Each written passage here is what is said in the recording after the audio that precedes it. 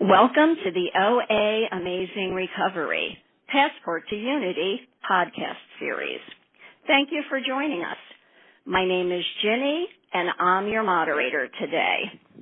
I will open with the Serenity Prayer. God, grant me the serenity to accept the things I cannot change, the courage to change the things I can, and the wisdom to know the difference. Tradition 1 reminds us our common welfare should come first. Personal recovery depends upon OA unity. This podcast is part of a series of podcasts taken from the WSBC 2017 Forum, OA Amazing Recovery, Passport to Unity. Please join us on a journey of unity. Imagine the following.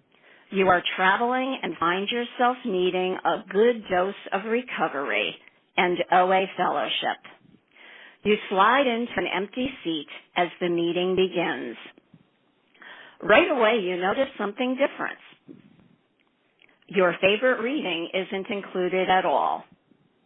The leader is speaking very quickly, which isn't helping your serenity. Uncomfortable, you try to settle in and hear the speaker, only to discover that she isn't exactly speaking your language in more ways than one. You really need this meeting. At that moment, you remember something your sponsor once said. Identify, don't compare. You decide to stay and listen, setting aside any differences between yourself and the speaker to look for common ground and unity. This podcast is your passport to unity. Today you will have an opportunity to hear two different stories of diversity. As you listen to these members sharing, see if you can answer the questions they ask. Would you get a stamp on your Unity passport? OA offers literature about unity which includes a common solution, diversity, and recovery. To stay in harmony with traditions 6 and 10, we ask the speakers mention only OA-approved literature. Those speaking are being recorded. It is considered implied consent to have your voice and your share recorded and posted on the OA website podcast page, as well as other podcast feeds. To preserve anonymity, speakers will use only their first name or a fictitious name. Today's speakers will address topics around unity. They will present a different perspective of recovery, and each speaker will provide 1 or 2 questions along with their topic that could be used as a writing exercise for discussion or meditation. Hi, this is CJ. I would like to introduce Eileen. Eileen will be qualifying on the unity topic of bariatric surgery. She will also give 2 questions for discussion or future consideration at the end. Welcome, Eileen. Hi, my name is Eileen. I'm a recovering compulsive overeater. I'd like to briefly share my story and tell you where I came from, how I got here, and where I'm going with my story with bariatric surgery. Let's see. I've been a compulsive overeater all my life. I'm the oldest of, I'm the oldest of 6 kids. I grew up in a very dysfunctional home. I'm sure we've all heard that story in our meetings before. Let's see. Being the oldest, I always had the responsibilities of taking care of everybody. So while I was taking care of everybody, I was cleaning their plates as I was cleaning up the kitchen because I had to take care of everybody. Let's see. I hated being the oldest because it made me have to be responsible for everybody. So I grew up with a lot of resentment, and I ate over those resentments for most of my life. My mom was an alcoholic. My stepdad was an alcoholic, so I learned well how to take care of them as well as my brothers and sisters. I started running away from home when I was 13 years old, and I had a rough childhood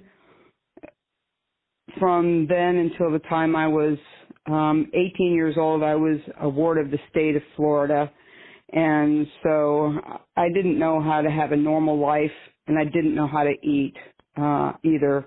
I learned how to drink and drug also, so let's just say I didn't have a normal life or a normal childhood. As I got older, things didn't get any easier either, because I didn't know how to have a normal life, or I didn't graduate from high school like normal people. I got a GED as I got older. Thank you, God, for that. I was glad I did that. As I got older, I picked up alcohol. I picked up drugs. Not hard drugs. I picked up pot. I started smoking cigarettes, and I picked up food. Before I came into OA, I weighed about 265 pounds. I'm 5 foot tall, so I was about as round as I was tall. I used to tell people I was born at 150 pounds, and I went from there. So I always wanted to get back to my birth weight, which was 150 pounds. When I came into OA, I came in when I was about 25 years old, and I'm almost 60 now, or I am 60 now. I feel very fortunate that God brought me in at 25.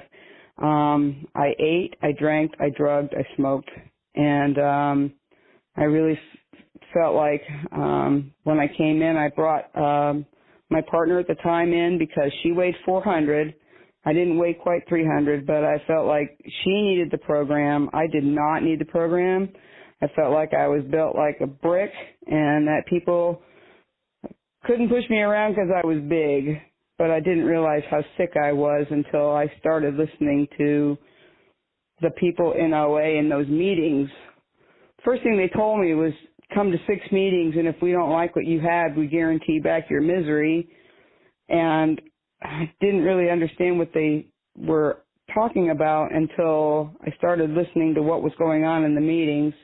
I tried to sit in the back row, which has always been called the half measures row, and I tried that for a while, but this stupid program started catching on, and I kept coming back, and I started seeing things in these rooms that really started working. They were happy. These people were hugging each other. They were laughing, and I kept sticking around. The beginning part of my program, I lost a lot of weight, and I worked the steps, and I got a sponsor, and I did all the things I was told to do. But gradually, after 14 years of abstinence, my disease told me that I could have one little bite here and there. And for most of us, I don't know about you, but for me, that just one slippery slope down the road to misery. I started moving around a little bit.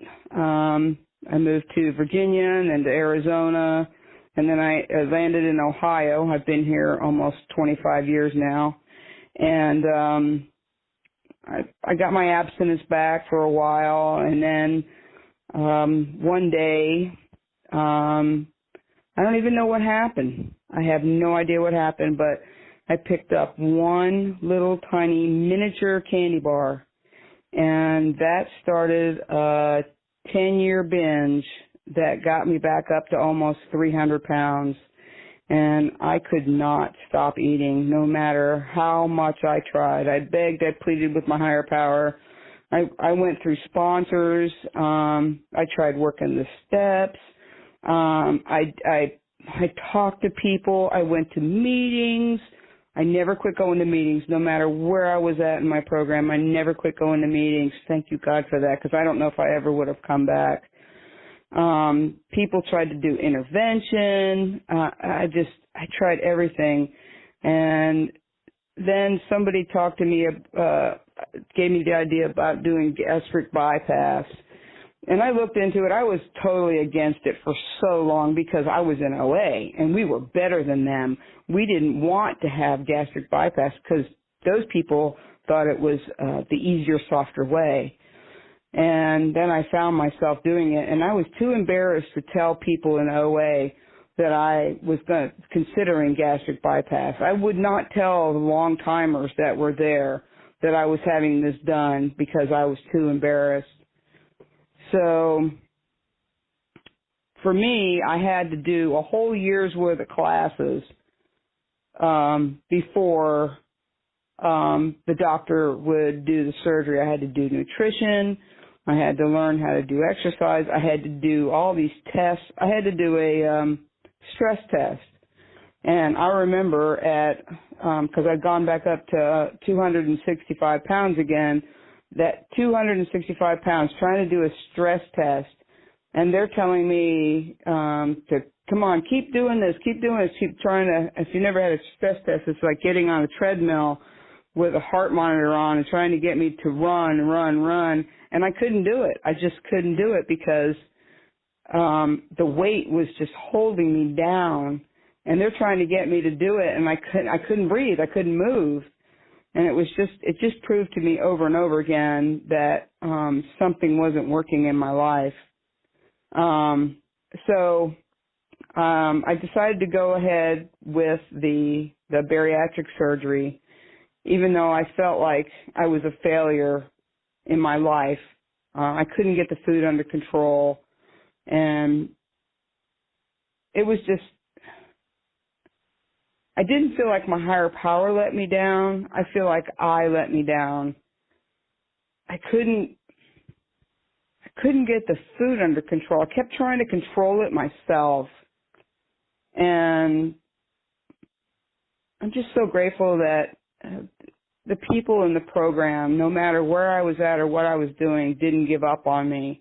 They didn't say, Eileen, you're just getting so fat. We just don't want you to come back to these meetings anymore. You're just too sick for us. I've done so much service in this program. I should be the queen of OA. I should be in charge of world service because all the things I think I've done that are just so wonderful. But guess what? It did nothing when it came to putting that food in my mouth. Once I took that first bite, it meant nothing. So I decided to have the gastric bypass, and I was going to have it in December. In October, I was trick-or-treating with my granddaughter, and I'd been praying for the willingness to put down the food. Now, I had no problems putting down the alcohol 30 years before or 20 years before when I was praying for willingness, and I got the message to put the alcohol down. I put it down right in the middle of a beer, but this was so hard. So I got the message that day in the middle of eating candy that I had a choice to put it down or just keep eating, and I knew if I kept eating, I would die. So I put the candy down. It was October 22nd in 2011, and I'm so grateful for that. But I decided to go ahead that year to go ahead and have the gastric bypass, even though I was abstinent, because I didn't know if I could do this by myself. I'd lost some weight by the time that the gastric bypass time came along, and I went ahead and had the surgery. Now, I went down from 265, I went down to 135, and I was like, woohoo, I've got this stuff under control. I've got this under control. Well, guess what? I did not have it under control. I stayed at 135 for about 5 minutes or so, and then my disease told me that I could start eating things slowly again. And I was working with my sponsor, but there was things that I wasn't telling her that I was doing. And you know what? It's not an easier, softer way. I've had some medical issues as a result of the gastric bypass. I have some things that I cannot do because of that. I have to eat 6 times a day now, and there's still some people that have judgments about other folks that have had the gastric bypass, but I'll tell you what, it is not the easier, softer way. I don't feel that way about folks that have had it before, and I've seen more and more people coming into the program that have had it that are suffering from the weight gain as a result of going back out, or they've had it and they're coming into OA because they're suffering because they didn't know what to do after they've had it, and the doctors are just now, just letting them go back out. I really believe that there's a lot of people suffering out there in the world, and we just need to help each other because this is a we program. I know that a lot of people may not identify with my recovery, or they may not have struggled with the things that I've struggled with.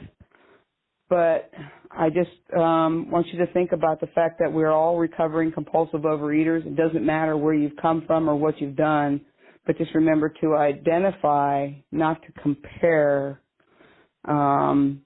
with my recovery and my disease, and to remember to that this is to use the strengths that I've gained from the recovery. I feel so much great gratitude. Although I work my program differently, see how my experience might help others because of what I've gone through and what I've done, and help others. Reach out to somebody who has had this done and give them a hug, and know that they're suffering and maybe suffering more as a result of this disease. Thank you so much for letting me share this with you, and thank you for letting me be a part of your life. Thank you so much, Eileen, for sharing with us today. Thanks to our wonderful speakers for sharing their experience, strength, and hope about unity. Thank you, Eileen, for sharing. Hi, my name is CJ, and I would like to introduce Jerry, who will be qualifying and then sharing on the unity topic of 100-plus pound weight loss. Jerry will also share key questions for discussion or future consideration at the end. Welcome, Jerry. Thank you for being with us. Thank you, and thank you for your service, CJ. For those of you who don't know me, my name is Jerry. I am an abstinent compulsive overeater. I came to Overeaters Anonymous on May 15th, 1993, and I weighed well over 100 pounds above a healthy body weight. I don't know my top weight because when I hit 248, I decided to stop weighing myself. I couldn't bear to see that number, so I went up 2 more dress sizes until I found OA. And then the January before I found OA, a doctor had told me that if I didn't do something about my weight, I probably wasn't going to see my 50th birthday. I was 43 at the time. And it scared me enough to go back to, for lack of a better description, a pay and weigh club where I prepaid for a whole year and then went out from there and binged. And I remember sitting there with my binge food thinking, oh my God, if I'm going to die, I might as well die happy. And when you think about it, that's a pathetic way to live, that my only supposed happiness came on a spoon or a fork, or a rattly bag. So that was around January of 1993, and a few months later, I got very close to putting a gun to my head. I just was so beside myself. I went to work, and on the way home, I stopped and binged, and then when I got home, I binged some more, and later I was by myself in that house. I couldn't think of anybody to call. Couldn't think of a way to get help. I didn't believe in God anymore, but, I started to think about ways to kill myself. And in desperation, I just cried and asked God for help. It was the same God I had turned my back on maybe 25 years earlier, but gratefully, he must have heard me because within 2 to 3 weeks after that, a girl at work confronted me, and she told me that I was powerless over food and that it was making my life unmanageable. I thought she was crazy, but she introduced me to some literature which described compulsive eating and food addiction and got me to my first OA meeting, and that was May 15th, 1993. And I haven't quit since then. I've been taking the steps since then, using the tools of recovery, and I'm grateful to say that hopefully this year I will celebrate 25 years of abstinence, one day at a time. Some of the challenges of obesity, especially, I want to talk a little bit about my challenges in an OA meeting in the beginning, and so you could think about that for your own meetings. When I went, the first OA meeting I ever went to was on the ground level, which was really good because going up and down stairs when you're super obese is a challenge. And then when I walked into the room, first thing I did was look around to see what kind of chairs they had. Because a standard folding chair is problematic because of my weight. I was often afraid I would break one of those and cause embarrassment or even hurt myself. Also, I looked for chairs that had no arms because, it was too wide to get down into those chairs.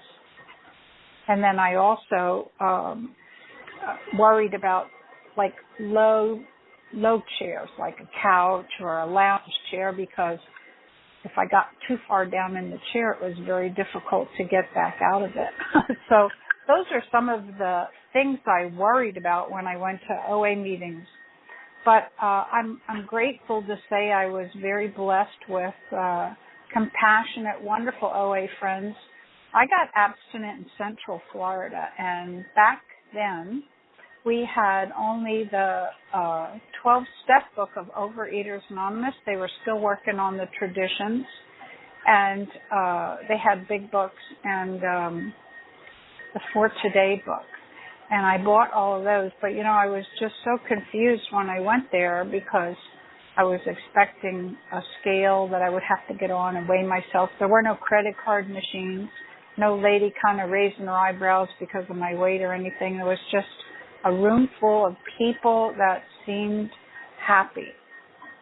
And most of them were at a healthy body weight. And that's what I wanted. I didn't come to OA because I was spiritually bankrupt or emotionally disturbed. I was those things, but all I wanted out of OA was to get back into a bikini. So that back then, too, now we have the Dignity of Choice pamphlet, which is great because that has plans of eating that has worked for some OA members. But back then, for some reason, OA went through a strange phase where we didn't talk about food.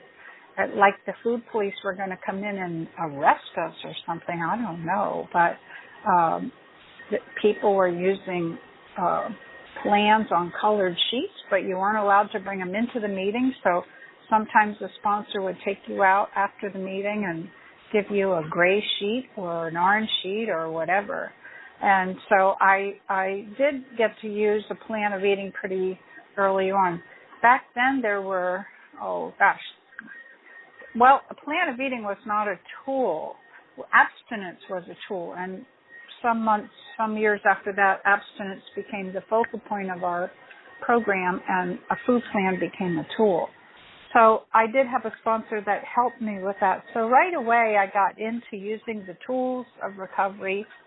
And the main goal for those is to help you stay abstinent, which is, I believe, part of step one. As when I own I'm powerless over food and it made my life unmanageable, I need to want to let go of that. I mean, I just read in the big book of Alcoholics Anonymous this morning that OA, or AA in their respect, but for me I saw OA is not for people that need it, it's for people that want it. And boy, I wanted it. So this sponsor I got, she made some suggestions right away to call 3 people a day, and boy, I did it. I didn't understand why, but I did it. You know, I really grabbed onto everything she told me to do like a dying person would do, because I like to say I was emotionally flatlined because I used food as a drug for so long. I didn't really feel anything other than depressed, and that is not a way to live.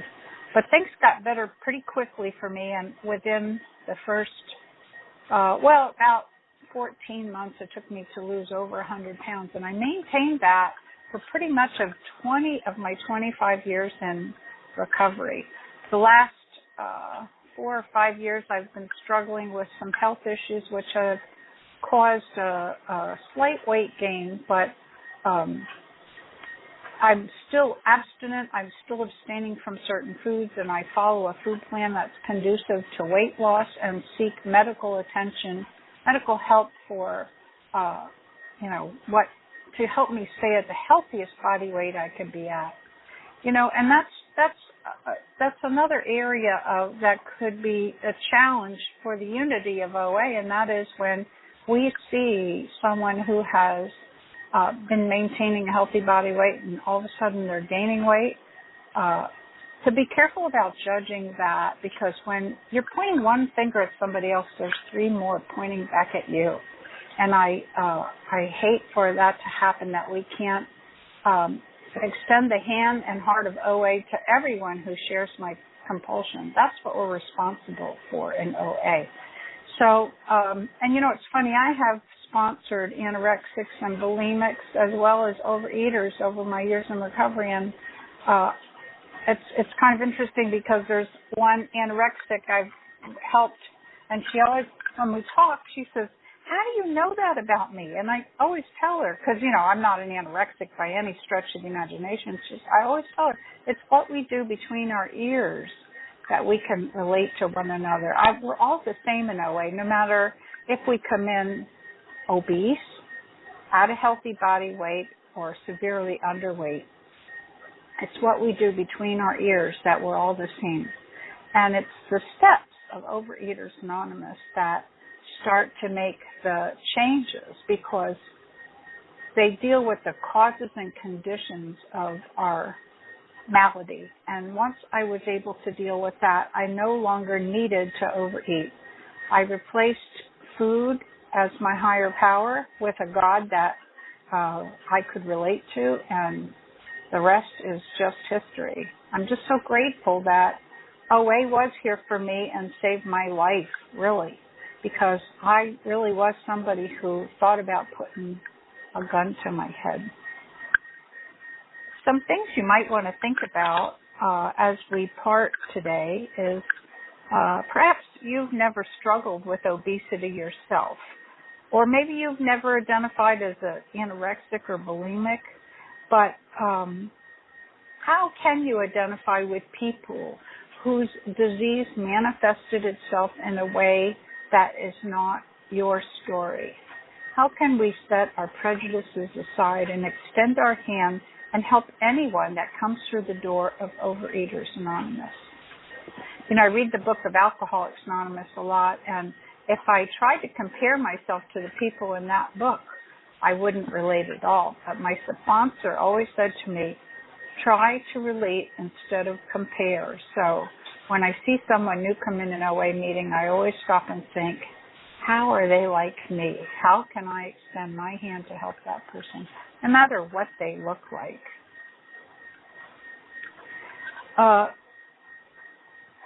So I would say I worked my program pretty in the middle of the road. I guess that's the best way to put it. When I first came to OA, I thought that I would be around for 10 weeks, 12 weeks, you know, take the 12 steps, lose 100 pounds and get out. But here I am 25 years later, and I'm still in OA. And there are many ways to take the steps, work a program, through special focus groups, but I really see myself as a pretty middle-of-the-road compulsive overeater. And my solution is always in the steps. When I first start working with somebody, I find it very helpful to use the 12 steps and 12 traditions of Overeaters Anonymous. And because I was married to an alcoholic, and if you'd have handed me a big book at that first meeting, I'd have run, because I did not want you to think I was like that, So when we look at somebody else that comes in the room, maybe their path is a little different from ours, or if you're following a more structured path in OA, how can you open your heart up to see that no matter how we work an OA program, it is in our difficulties that we can relate to each other. And perhaps our path to recovery is different, but we're all trudging the road to happy destiny together. So that's all I have to say. I hope that perhaps something I said here might help someone. Thank you for letting me share. Thank you for joining us today as we explored Passports to Unity. Thanks to our wonderful speakers for sharing their experience, strength, and hope about unity. Thank you, Jerry, for sharing and for being with us today. Thank you so much. Thank you, CJ.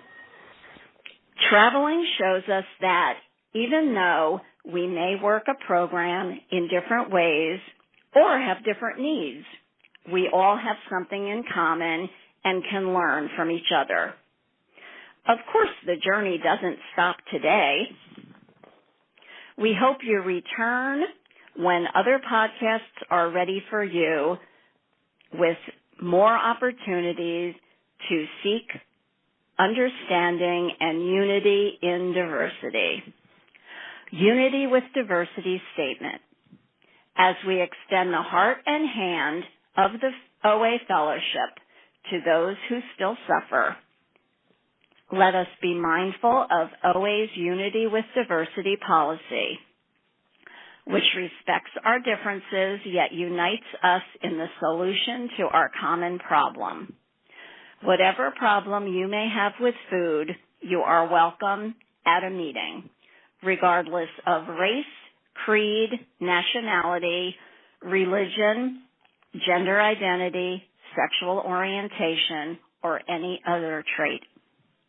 The opinions expressed here today are those of individual OA members and do not represent OA as a whole. Seventh tradition. Please remember that we are self-supporting through our own contributions. Please use special workshop meeting number 82278 when making your contribution. The World Service Office needs our support to continue to serve our fellowship.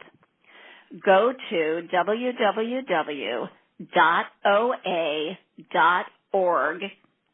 and click on Contributions. Thank you for helping us carry the message. Additional topics for Amazing Recovery, Passport to Unity, will be on the OA website, oa.org, as part of this series.